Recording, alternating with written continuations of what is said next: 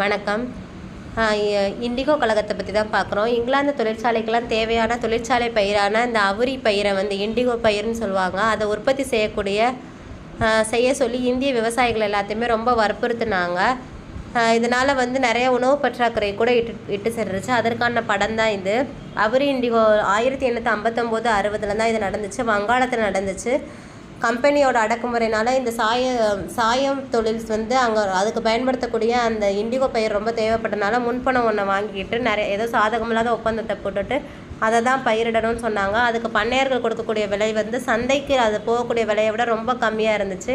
இதனால் ரொம்ப பாதிக்கப்பட்டவங்க வந்து நாங்கள் இனிமேல் முன்பணம் வாங்க மாட்டோம், புது ஒப்பந்தம் போடவும் மாட்டோம்னு சொல்லிட்டு மறுத்து கழகத்தில் இறங்கினாங்க.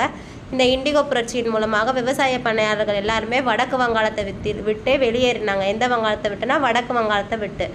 எப்போ நடந்துச்சுன்னா 59 60 நடந்துச்சு. இது திகம்பர் விஷ்ணு பிஸ்வாஸ்னு சொல்லிட்டு 2 பேர் வந்து இதில் கலந்துருப்பாங்க. இது ரொம்ப முக்கியமானது, ஞாபகம் வச்சுக்கோங்க.